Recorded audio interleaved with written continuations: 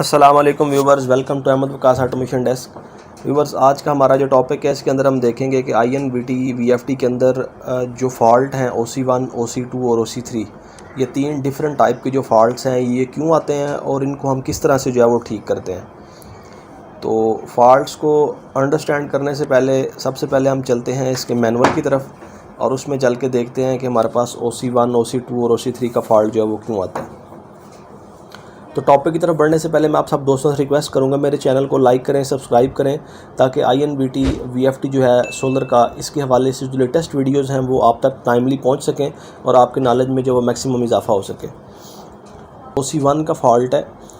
OC1 के fault को देख लेते हैं कि ये क्यों आता है। OC1 का जो फॉल्ट है इसके आने की तीन वजूहत हैं। सबसे पहली जो वजह है उसमें ये होता है कि आपने इसका जो एक्सेलरेशन टाइम है वो बहुत कम रखा हुआ है। अगर मैं एक्सेलरेशन टाइम को एक्सप्लेन करूं, एक्सेलरेशन टाइम ये होता है कि आपने इन्वर्टर के अंदर एक सेटिंग करनी होती है एक्सेलरेशन की। ये मैंने प्रीवियस लेक्चर्स के अंदर भी एक्सप्लेन किया हुआ है कि इन्वर्टर जो है वो कितने टाइम के अंदर अपनी ज़ीरो से मैक्सिमम स्पीड पर पहुंचे। फ़र्ज़ करें इसकी जो मिनिमम फ्रीक्वेंसी है वो 0 है और मैक्सिमम जो है वो 50 हर्ट्ज़। तो 0 से 50 हर्ट्ज़ का जो टाइम है उसकी सेटिंग है कि कितने टाइम के अंदर ये 0 से 50 हर्ट्ज़ तक पहुँच जाए। इसी तरह नेक्स्ट हमारा जो फॉल्ट है ये है the voltage of the grid is too low, यानी हमारे जो इनपुट के वोल्टेज हैं वो बहुत लो हैं। हमारे वोल्टेज जो हैं वो बहुत लो हैं, वोल्टेज जो अपनी मैक्सिमम वैल्यू को नहीं पहुंच रहे, यानी जितने हमें DC वोल्टेज रिक्वायर्ड हैं, जिन्हें इन्वर्टर ने शिफ्ट करना है DC टू AC अपनी मैक्सिमम फ्रीक्वेंसी को पूरा करने के लिए, वो वोल्टेज कम है। तो सोलर के केस के अंदर हमारे पास जो DC पावर आ रही होती है वो बेसिकली प्लेट्स से आ रही होती है। तो प्लेट्स के जो DC वोल्टेज आ रहे होते हैं, अगर प्लेट्स की जो क्वांटिटी है वो कम है या आपकी सूरज की रोशनी जो है वो ठीक से प्लेट्स के ऊपर नहीं पड़ रही, यानी आपकी प्लेट्स के एंगल ठीक नहीं है सोलर प्लेट्स का, तो तब भी जो है वो आपके इनपुट DC वोल्टेज जो है वो कम है। इसकी वजह से भी OC1 का फॉल्ट जो है आना शुरू हो जाएगा। तीसरी जो इसकी रीज़न है वो ये होती है कि आपकी जो इन्वर्टर की पावर है वो लो है। तो इन्वर्टर की पावर लो से मुराद ये है कि फ़र्ज़ करें हम जो वो है वो 11 किलोवाट का इन्वर्टर जो है वो यूज़ कर रहे हैं। तो 11 किलोवाट के इन्वर्टर के लिए इसका जो बेस्ट सलूशन ये है कि आपने इससे थोड़ी सी छोटे साइज़ की मोटर इस्तेमाल करनी है, ताकि आपका इन्वर्टर जो है वो ओवर कैपेसिटी रहे। यानी अगर मैं ये कहूँ कि 7.5 किलोवाट की मोटर जो है वो आप 11 किलोवाट के इन्वर्टर से लगा लें तो ये बड़ी अच्छी अप्रोच है।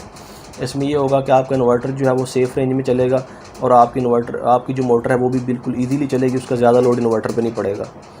तो सम टाइम इस तरह होता है कि कुछ दोस्त हज़रात जो हैं वो इन्वर्टर जो है वो छोटे साइज़ का जो है वो परचेज़ कर लेते हैं, या बिल्कुल इक्वल साइज़ का होता है। तो मोटर जब थोड़ी सी ओवरलोड होती है, मोटर ओवरलोड होने की वजह से इन्वर्टर में ट्रिपिंग आना शुरू हो जाती है। तो हमेशा कोशिश करें कि जब भी आपने इन्वर्टर डिसाइड करना है वो मोटर से थोड़ी सी बड़ी कैपेसिटी का लें, ताकि आप जो है वो इस तरह के फॉल्ट से बच सकें। तो ये है रीज़न। अब इसको ठीक करने का तरीका ये है कि इन तीनों चीज़ों को आप चेक कर लें। पहले तो एक्सेलरेशन टाइम थोड़ा सा ज़्यादा करके देख लें, और उसके अलावा इसका बेहतर हल ये है कि आप इसका जो लोड है वो चेक करें कि आपकी जो मोटर है उसका लोड ज़्यादा तो नहीं है। अगर लोड ज़्यादा है तो फिर उसकी रीज़न फाइंड करें कि लोड क्यों ज़्यादा आ रहा है। आपकी मोटर के अंदर शॉर्ट सर्किट है, या आपका जो ट्यूबवेल है उसका जो फ़ैन है वो कहीं जैम तो नहीं है। तो ये 2-3 जो है वो चीज़ें आपने चेक करनी है, आपका जो OC1 का फॉल्ट है वो ठीक हो जाएगा। इसी तरह OC2 का फॉल्ट जो है, OC2 का फॉल्ट इसलिए आता है कि आपकी जो मोटर है उसका अगर डीएक्सेलरेशन टाइम जो है वो कम है। डीएक्सेलरेशन टाइम जो है वो एक्सेलरेशन का बिल्कुल अपोजिट है। एक्सेलरेशन के अंदर मोटर जो है वो 0 से मैक्सिमम फ्रीक्वेंसी पे जाती है, और डीएक्सेलरेशन के अंदर क्या होता है कि मोटर आपकी मैक्सिमम फ्रीक्वेंसी पे चल रही है, और जब आपने उसे स्टॉप की कमांड दी तो वो कितने टाइम के अंदर अपनी मैक्सिमम फ्रीक्वेंसी से 0 फ्रीक्वेंसी पे आती है। तो इस वजह से भी जो है हमारा इन्वर्टर वो ट्रिप होना शुरू हो जाता है। ये OC2 का फॉल्ट आता है जब इस रीज़न की वजह से इन्वर्टर ट्रिप होता है। दूसरी जो रीज़न इन्वर्टर के OC2 की वजह से ट्रिप होने की वो ये है कि आपका इनर्शिया बहुत ज़्यादा है। इनर्शिया को इस तरह मैं एक्सप्लेन कर देता हूँ कि आपका जो मोटर का इनिशियली टॉर्क है वो बहुत ज़्यादा है। आपका फ़ैन या तो बड़े साइज़ का लगा हुआ है, या आपके फ़ैन के अंदर जैम है, यानी आपका फ़ैन किसी वजह से जैम है, बेरिंग्स की वजह से कह लें, या बुश जो भी आपका जो मैकेनिज़्म लगा हुआ है उसका इनर्शिया ज़्यादा है, वो लोड ज़्यादा ले रहा है। इस वजह से भी आपकी मोटर जो है वो इनिशियली ट्रिप होना शुरू हो जाएगी। तीसरी जो रीज़न है वो OC1 और OC2 की कॉमन है कि आपका जो इन्वर्टर है उसकी पावर काफ़ी लो है, अपनी पावर जो है वो पूरी नहीं कर पा रहा। इनको जो है वो हमने ठीक किस तरह से करना है, ये तो मैंने आपको रीज़न बता दें कि किन किन रीज़न की वजह से ये OC2 का फॉल्ट आता है। अब देखते हैं इसका ठीक करने का तरीका। जब OC2 का फॉल्ट है, सबसे पहले आपने चेक क्या करना है, आपने दो चीज़ें चेक करनी है, इसका एक्सेलरेशन और डीएक्सेलरेशन टाइम चेक कर लेना है। उसके बाद आपने इसका जो लोड है वो चेक करना है मोटर का, यानी OC1 और OC2 के फॉल्ट्स की तकरीबन रेमेडीज़ जो हैं वो सेम है। आपने मोटर का लोड चेक कर लेना है कि मोटर लोड ज़्यादा तो नहीं ले रही। तो मोटर अगर लोड ज़्यादा ले रही है तो उसको फाइंड करने का मेथड मैं पहले आपको बता चुका हूँ, उसका शॉर्ट सर्किट चेक कर लें। मोटर का जो मैकेनिज़्म है मोटर से आगे यानी बेल्ट के थ्रू जो आपका आगे फ़ैन चल रहा है जिसने ज़मीन से पानी की सेक्शन करनी है, वो मैकेनिज़्म चेक करें वो जैम तो नहीं है। तो ये 2-3 रेमेडीज़ हैं जो आपने यूज़ करते हुए इसका फॉल्ट जो है वो फाइंड आउट करना है। इस तरह OC3 का फॉल्ट जो है वो किस वजह से आता है। OC3 का फॉल्ट जो है उसको आने की भी 3 रीज़न्स हैं। सबसे पहले रीज़न जो है वो ये है कि आपका जो लोड है वो एबनॉर्मल है, यानी कभी लोड जो है वो ज़्यादा हो रहा है, कभी लोड जो है वो कम हो रहा है, और कभी जो है वो लम्हाती तौर पे लोड बहुत ज़्यादा हो जाता है। तो ये जो फॉल्ट है OC3 का, ये भी बेसिकली इसकी आने की जो रीज़न है ये आपका जो मैकेनिकली मैकेनिज़्म है ये आलमोस्ट इसकी वजह से ही आता है। यानी आपका जो फ़ैन जिससे वो सेक्शन कर रहा होता है वाटर की, आलमोस्ट इसके अंदर जब इस तरह के फॉल्ट्स आ जाते हैं तो सडन जो है वो लोड इंक्रीज़ होता है, तो उस वजह से भी जो है वो OC3 का फॉल्ट आता है। इसी तरह इसकी एक रीज़न ये भी है कि इसके अंदर आप मोटर के जब पैरामीटर्स इंस्टॉल करते हैं तो वहाँ पे आपने करंट की सेटिंग करनी होती है। तो उसमें आप करंट की जो सेटिंग करते हैं कि मोटर जो है वो कितने एम्पेयर पे जब जाए तो ट्रिप हो जाए, तो उसमें आपने ये भी चेक करना है कि आपने कहीं करंट की सेटिंग कम तो नहीं कर रखी, या अगर आपने मोटर के किलोवाट ठीक नहीं डाले तो मोटर के किलोवाट सही ना होने की वजह से तो मोटर इन्वर्टर जो है वो मोटर को अंडर कैपेसिटी समझेगा और ट्रिप करवा देगा जो उसकी सेटिंग से जब एम्पेयर ज़्यादा हो जाएंगे। दूसरी रीज़न जो है वो ये है कि आपके जो वोल्टेज है ग्रिड के वोल्टेज वो काफ़ी कम है, उस वजह से भी OC3 का फॉल्ट आएगा। तीसरी रीज़न जो मैं ऑलरेडी आप लोगों के साथ एक्सप्लेन कर चुका हूँ वो ये है कि आपका इन्वर्टर जो है वो लो कैपेसिटी का, यानी आपने छोटी मोटर इन्वर्टर के लिए मोटर जो है वो बड़ी सेलेक्ट कर ली और आपका इन्वर्टर जो है वो छोटी कैपेसिटी का है। उसकी एग्जांपल मैं इस तरह देता हूँ कि अगर आपने 7.5 किलोवाट की मोटर यूज़ कर ली और आपका इन्वर्टर 5.5 किलोवाट का है, तो इस केस के अंदर क्या होगा कि आपका इन्वर्टर जो है वो छोटा हो गया और मोटर बड़ी हो गई है। तो इन्वर्टर छोटा होने की वजह से उसकी तमाम चीज़ें जो है वो कम कैपेसिटी की हैं, स्पेशली IGBT जिसके ऊपर मोटर का सारा लोड होता है, जिसने मोटर को एक्सेलरेट डीएक्सेलरेट और सारी उसकी जो स्पीड है वो कंट्रोल करवानी होती है। तो वो लोड जब इसका अंडर कैपेसिटी हो जाएगा तो VFD जो है वो ट्रिप होना शुरू हो जाएगा।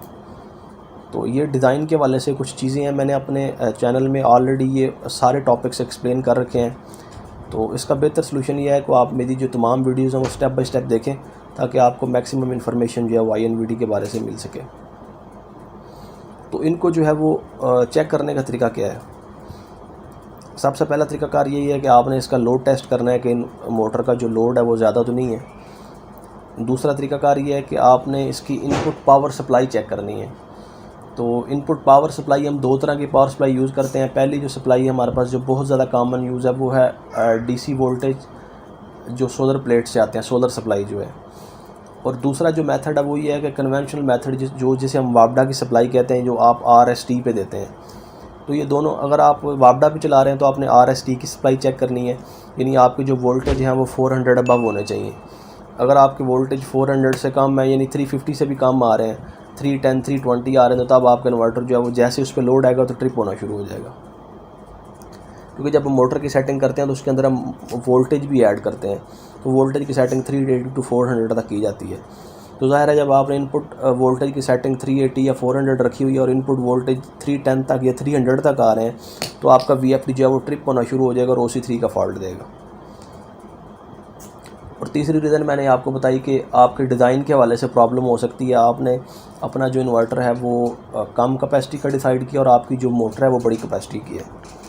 तो ये 3 जो चीज़ें हैं वो जब आप इनकी रिक्वायरमेंट को फुलफ़िल कर लेंगे तो इंशाल्लाह आपके जो OC1 OC2 और OC3 के फॉल्ट्स आते हैं वो जो है वो हल होना शुरू हो जाएंगे। तो इसके अलावा एक और बड़ा इम्पोर्टेंट फॉल्ट जो है जिस पे अक्सर स्टूडेंट्स और दोस्त वगैरह परेशान रहते हैं, वो ये होता है कि आपकी जो केबल होती है, जो VFD से लेके मोटर तक जा रही होती है, अंडरग्राउंड केबल जो है, सम टाइम वो केबल जो है वो डैमेज हो जाती है या कहीं पे शॉर्टेज हो जाती है उसके अंदर, तब भी OC3 OC1 का फॉल्ट आना शुरू हो जाता है। क्योंकि होता ये है कि मोटर को प्रॉपर सप्लाई नहीं पहुंच रही होती, लीकेज की वजह से जो है वो इन्वर्टर ज़ाहिर है ग्राउंड होता है तो वो ट्रिप होना शुरू हो जाता है। उसके फेजेज़ में जब डिस्टॉर्शन आती है तो वो सही तरह से आउटपुट मोटर को नहीं देता और मोटर जो है वो ट्रिप करवाना शुरू कर देता है इन्वर्टर। तो तब भी ये OC1 OC2 OC3 का फॉल्ट आता है। तो उसको चेक करने का तरीकाकार ये है कि आपको अगर डाउट हो रहा है कि मोटर की जो केबल है वो शॉर्ट है, तो उसको चेक आपने इस तरह करना है। 2 तरीकाकार हैं उसको चेक करने के। सबसे पहला तरीका ये है कि आप सीरीज़ लैंप लें। सीरीज़ लैंप के थ्रू जो है वो एक जो लीड है सीरीज़ लैंप की, वो आप ग्राउंड के साथ लगाएं और बाकी जो तीनों लीड्स हैं इन्वर्टर के पहले कनेक्शन आपने आउटपुट से निकाल लेना है UVW से। तो तब जो है वो मोटर के तीनों लीड्स पे जो है वो सीरीज़ लैंप का दूसरा जो पॉइंट है वो लगा के बारी बारी चेक करें।